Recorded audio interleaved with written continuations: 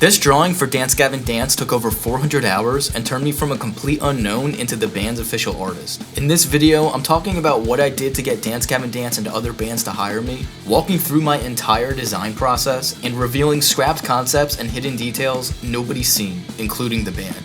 So let's get right into it. I was calling this project the Dance Gavin Dance Tribute, and at the time that I started it, I didn't have any clients. I had just started Sky Cave Studios, and it was more so of like an art account. It wasn't a business yet, and I vividly remember not wanting client work because I did not have any time. What happened was the complete opposite of what I'd planned. My plan was for Dance Gavin Dance to just hopefully see it and ideally like it, to not think it looked like fucking shit. I just wanted them to like appreciate all this time I put into it, and that's all I really wanted. I would be dishonest if I said I didn't think about working with them, but that thought was more of a pipe dream. I mean, at the very best, maybe like a 20-year goal, but it was definitely not going to happen soon, and it was 100% not going to happen because of this drawing. And yeah, I was wrong. They saw the drawing, they reached out, and I've been working with them ever since. And there's a cool story about it, so we got to go all the way back to when I conceived this thing. So I came up with the idea after I was itching to do something music related. I wasn't playing in bands anymore. I wanted a musical outlet, and so I thought designing something based on music could be the next best thing. I have this very vivid memory of looking at Dwelling's first album, Lavender Town, getting lost in the art, seeing all the characters and all the hidden details. It resonated with me so much, dude, and I knew 100% that is how I want to design. So because Dwellings is in the same scene as Dance Gavin Dance, I think I weirdly started to think about Dance Gavin Dance more and more, like subconsciously. And I think I stumbled upon a Reddit thread or something where everyone was talking about their favorite Dance Gavin Dance lyrics. And every single line, I was like, holy shit, I can picture this immediately. Like, kangaroo cracks its dick in half, the crowd sprayed crimson. Like, obviously, I know exactly what that looks like. The muffins are beefy, I know exactly what that looks like. Elder Goose, okay. Shark Dad, right. Every single character immediately popped into my head. I don't know how I had this ability to conjure up all these fucked up characters, but it just came so naturally to me, and I knew right then and there that this was the next project. This was the band. So then naturally the next thought is, what do I include in this thing? If I want to start drawing these lyrics and these characters, there's so much to choose from. How do I decide that? Well, since the online community was what sparked the idea for drawing on the lyrics, I thought maybe I should go back to them and see what they want included. Then I could turn the project into something bigger than myself and have it be a community-driven project. And then if my plan works out of having Dance Gavin Dance see it, then we're all kind of involved in some way. So I started posting in the subreddit, I started posting in the Facebook groups, asking people if they're even interested, and if they are, then what should I include? And I got such an insane amount of ideas, I didn't even know what to do with them all. There were so many things that I didn't know existed about Dance Gavin Dance. It actually made me start questioning if I was even like a real fan of the band. So at this point I have this huge fucking list of every single reference, every lyric that I think I want to include. But the one thing I couldn't nail down was the actual setting of the drawing, like where is it going to take place? My very first thought was to have it in Tree Village or Tree City, whatever you want to call it. I was thinking of having all of these sort of huts within the trees, and there are these wooden bridges connecting tree to tree, and then the characters would be hanging out. But I was looking at this list and was like, dude, there's too much fucking shit on here. I need to open up the setting, and I need to make sure there's enough space for everything. So I shamelessly went to the groups again, and I had one more brainstorm session, and I asked them what kind of settings or places would work well with Dance Gavin Dance. There was somebody in the Facebook group named Blake who gave me the best idea. He said something along the lines of, you should make the whole thing like a pool party and have all of the characters hanging out on these tubes, and the character for riding a rhino pico de gallo could be someone riding a rhino-shaped tube. I thought that idea was just so ingenious and out of the box, but most importantly, it was on brand with Dance Gavin Dance. So water became really important to the setting, and it was weird how many of these characters were just fitting in perfectly. I mean, Shark Dad, the giant tortoise, the platypus from Synergy, it just goes on and on. Anyway, I was messing around with concepts, and the giant tortoise was something that kept coming to mind. There was one concept where he was kind of the centerpiece, and you had some characters hanging out on his shell, and then others were in the water. There was one dumb concept where the tortoise is upside down on its shell, and all the characters are trying to help him get back up, but it was just getting to the point where it wasn't working, and I couldn't help but feel like I was missing something really, really important to the design. So I took a break, I went back to looking at all of their music and art and trying to see if I could come up with an idea, and then I noticed Headhunter. So then I had this thought. What if you, the viewer, are on the fucking boat from Headhunter? What if you are a character in the drawing and everything is from your point of view? And then if you gave me an idea that was in the drawing, now you get to insert yourself into it and see what you created. It was the perfect idea, both symbolically and visually. It's like you're taking a ride to go to Dance Gavin Dance Island, and at the heart of it is Gavin and every Dance Gavin Dance character that you can think of. The problem is, how the fuck am I still going to fit every single character in here? Like, how do you sort of take all of these Dance Gavin Dance shaped puzzle pieces and put them together into something that looks cohesive? The answer was just a shit ton of trial and error. Doing the sketch and trying to get everything to fit took probably 150 hours by itself. Usually I could tell you how long something takes because the iPad will tell me, but this project was so big and there were so many limitations on my iPad that I had to take characters and design them outside of the main project file. So the amount of time that the iPad is telling me is not right. Basically, on an iPad, you have a limited amount of layers. I had 25 layers that I could work with. So that means the line art, the color, the shading, the highlights, those take up layers. But then you also have to simultaneously design over 80 characters and this really detailed background. The project was actually so big and took so much time that the time lapse you're watching had to get pulled from my iPad by the support team of the application I was drawing in called Procreate. Whenever I tried to watch the time lapse or just export it, it would fucking destroy my iPad and crash everything. I kind of wish I could have seen their face when they opened the file, because when I reached out, they were like, oh, this was a bug that we had in the past, but we fixed it, so you shouldn't be having any issues. They probably opened up the file and saw everything and were like, bruh. In the end though, it actually benefited me that I was forced to draw the characters outside of the project, because then I could share these full character designs online. That is when everything started to snowball and when I started to get hired by all of these bands within the scene. The first band that reached out is a band called Grapevine Gossip, and when I listened to them, I thought they had so much potential that I broke my own rule of not working with clients and I started working with them. And then naturally, when you start to work with one band in the scene, other bands see it. And before I knew it, I was working with all these bands that I really respected and started to build a following of people that truly enjoyed my work. It was all because of this drawing that I still hadn't finished at this point. I had to keep putting it on hold because of all of this client work. It was kind of the whole reason from the start why I didn't want to take on client work. But just to clarify, I'm super grateful for all my clients. I love you guys. But anyway, then something else happened that really put the drawing on hold for me. And that was the departure of Tillian. I remember seeing the news and just being like, fuck, dude. This could not have happened at a worse time. This is something I never told anybody, but one of the things I was planning was to have Johnny, Kurt, and Tillian all pointing at each other like that Spider-Man meme. Either way, I knew I wasn't going to abandon the project, so I just kept pushing forward. Eventually, I finished the sketch and I had this huge plethora of all of these insane Dance Gavin Dance characters. My favorite character in the whole drawing is the Elder Goose. This disgusting fucking goose with these like big saggy fucking tits, dude. Like, he's old as shit. He's just so disgusting. I had so much fun drawing him. The fact that he's an official Dance Gavin Dance character now is just so insane to me. This is something I haven't seen anybody actually pick up on, but he has the same hat as the Turtle Pope from Elden Ring. I was playing Elden Ring when I was designing him, and I just thought that game had some of the best character design, so I wanted to take some inspiration from it. There are a bunch of other things I snuck in here that nobody has picked up on, at least they haven't told me.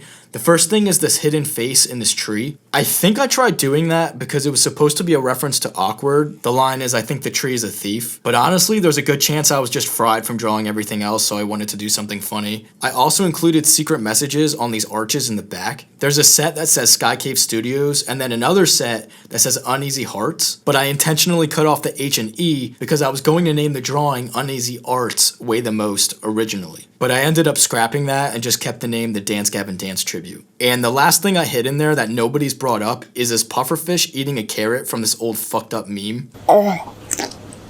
It's honestly pretty messed up. But the true most unhinged part of the whole drawing, and definitely my favorite part of the whole thing, is the Death of a Strawberry section where Mr. Mime is lynching a strawberry. I've seen Death of a Strawberry interpreted a million times. It's usually a strawberry with a knife going through it. I just thought, fuck that, dude. I'm going to make the most unhinged shit that I could possibly think of. The one thing I was nervous about though was keeping Mr. Mime in there since he's a Pokemon. I was not trying to get Dance Gavin Dance sued by Nintendo, so what I did was I swapped out Mr. Mime for a banana. But then I thought to myself, yo, they're not gonna actually use this for anything. Like, who fucking cares? So I put Mr. Mind back in. Might have been the wrong decision in retrospect, considering it's official art now, but I think it's so much funnier that I kept it in. So after the sketch is done, the next thing I do is trace the sketch with really fine line art. After that, I fill in the line art with base colors, and then I'll move on to doing lighting and shading. I'll start with highlights first, and then I do 2 passes of shadows. By the time I was nearing the final stages of the drawing, Dance Gavin Dance was going on tour, and I had an idea. I might be able to get them to see the drawing if someone brings it to them on the tour. One of my followers at the time, who I now consider a friend, she was following the drawing really closely, and she even went ahead and crocheted this platypus that I designed. She's just one of those rare people that is actually reliable, and then on top of that, she's super supportive. She was telling me that she does a lot of the meet and greets where you can bring something to the band and they'll sign it. So I had this Hail Mary idea. If she's going to a meet and greet, maybe I can send her a print of the drawing and she can have it signed by the band. So I asked her and she said no. Nah, she said that she wasn't going to a meet and greet, but I told her about the plan and she was like, yo, fuck it, let's do it. I'll buy tickets and then I'll share the drawing with the band. But what neither of us realized was that her show was in a few days. So I had to somehow finish this drawing, get it printed, get it sent to her, have her receive it, and then give her enough time to pick up the drawing and then still drive to the show and then show the band and meet the actual time of the meet and greet. I was calling people and emailing people left and right, trying to find a print vendor that could do that in that amount of time. Everybody said no. On top of that, I knew there was no way in hell I was going to finish this drawing in time. So I just felt hopeless, and even if there was a way to show them the drawing in the state it was in, I didn't think it was good enough. At that point, I was just so depressed, and I felt like I failed. But regardless, I was just not going to give up. I was like, it doesn't fucking matter if it's not done. It's so detailed. The essence of the drawing is 95% of the way there. I gotta get it to them somehow. I can't give up at the very end, dude. So her and I came up with the idea of me just sending her the unfinished version, and then we'd try to find a print vendor near her that could print it so she could just go pick it up. The challenge is trying to find a good printer that can actually do it justice and print it immediately. I was calling print vendors around her from a completely different state, and I was grilling them because I've worked with so many bad print vendors in the past. It doesn't matter how good this drawing looks on a screen, if they can't print it properly, it's going to look terrible. So miraculously, we found a good print vendor that could print it in time. She was able to pick up the drawing, drive to her show, and finally, Dance Gavin Dance got to see it.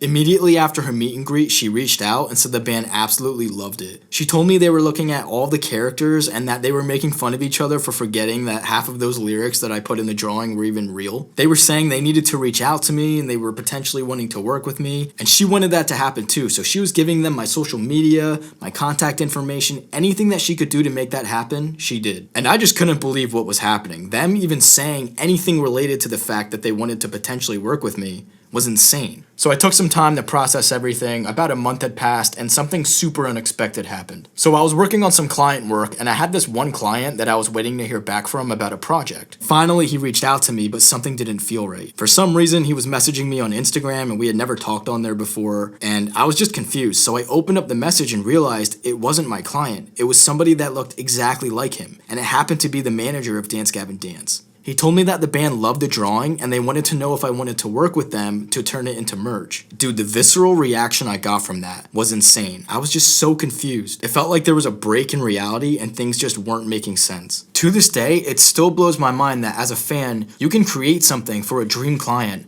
and if they see it, they could reach out and actually hire you. Anyway, I pulled myself together and obviously I said yes, but the most surreal thing though about the whole experience was not them reaching out or even asking to hire me. For me, the craziest part was making a client folder on my PC called Dance Gavin Dance. I think seeing them in the list of all of my clients just felt way more official than even them reaching out. I mean, this folder is the link between the band and I. Here's where they're going to pull my art that they want to pay for. Anyway, the plan was to take the drawing and use it as merch for their next tour, which was going to be in about 8 months from when I said yes. That tour was the Return of the Robot tour. So I finished the drawing about a month after the band reached out. I released it into the wild, but I wasn't allowed to say anything about working with Dance Gavin Dance. Basically, I had to keep this a secret for what seemed like an eternity. I'm not joking, it actually felt like some weird form of torture. Over that 8 months, a lot had happened. The band announced that Andrew would be the new lead singer, and they released an album called Pantheon. It was sort of the birth of this new era of Dance Gavin Dance. About a week before the tour started, one of the worst things I could have imagined happened. I sent the final file to the printing vendor, and they came back to me and told me that the drawing could not be square. It needed to be portrait format. There wasn't a simple solution. Like, I couldn't just crop the drawing because then all the characters would get cut off. The only thing I could do was take this drawing that took me a year to make and somehow increase the size by a third. And the amount of time I had to do that was 12 hours. I did not have to do this. I could have taken the easy way out, I could have cropped it, but I did not feel right at all about cutting content. So my idea was to add the sky portion to the drawing. Luckily I could put the Pantheon in there, I added the mothership, I repositioned some things, and I drew a shit ton of clouds. Honestly, I wish I could have done more, but with 12 hours and a crazy amount of pressure and no sleep, I think it was a good solution given the circumstances. I will say, deciding to recreate the Pantheon in 12 hours, taking something as detailed as Matthias's work, was just insane. Like, I don't know why I did that. I probably shouldn't have done it. That guy is a legend, and trying to recreate something that he did in such a short amount of time, so risky. I don't know how, but I was able to get them the file in time. But because we were cutting it so close, I started to get this new fear that the drawing wouldn't even be on the tour. They wouldn't be able to print it in time. I'm not usually an anxious person, but the level of anxiety I was feeling was through the fucking roof. Time had come to a stop. If I thought the torture of not being able to say anything about working with the band was bad, this was like that times 1,000. Day by day, I'm trying to be as patient as I can, and then finally, the tour starts. I'm on my phone like crazy, trying to see if anybody would post a picture of the merch table. Finally, someone on Reddit posted a picture of all the merch, and it was there, dude. The fucking drawing was real. All of a sudden, my phone started blowing up. Everyone was like, yo, is this your drawing? Didn't you do that? People were commenting in the Reddit thread, oh shit, I think that's the drawing that one guy was posting in here. That's insane that the band's working with fans. I was in shock, I was in disbelief, but at the same time, I felt like I could finally breathe again. So finally, I publicly announced I was working with the band. I went to my show, I saw everything in person, and it just looked so sick, dude. I even got to sign some posters for people. It was just such a cool experience. But every single character, every detail, all of the hours that I put into it, in that moment, it all became worth it. And despite all that, there is not a single second that I believe that I did this all on my own. So if you helped me with this project, or even if you didn't, but you're here right now, I just want to say from the bottom of my heart, I appreciate you so much. Since then, I've been fortunate enough to work with the band even more. We just released their latest tour announcement, and there's more to come even after that. Also, for those wondering, I actually have the square version of the tribute available on my website. You can grab big-ass posters, prints, stickers, canvases, even digital downloads. So what that is it's a high-res digital file that you can print on whatever object you can think of. You can use it as a phone wallpaper, a desktop background, use it however you'd like. Before you go, I just want to say I seriously appreciate you taking the time to watch. If you could please just let me know what you thought of this video, what you liked, what you didn't, what do you want to see more of, what don't you want to see more of. I've been trying to grow this channel, so obviously liking, commenting, and subscribing helps, but in all honesty, I really just want to know what you think and what you're looking for in the future. All that being said, thank you once again for taking the time to watch. I appreciate you so much. I hope you have an amazing rest of your day, and take care.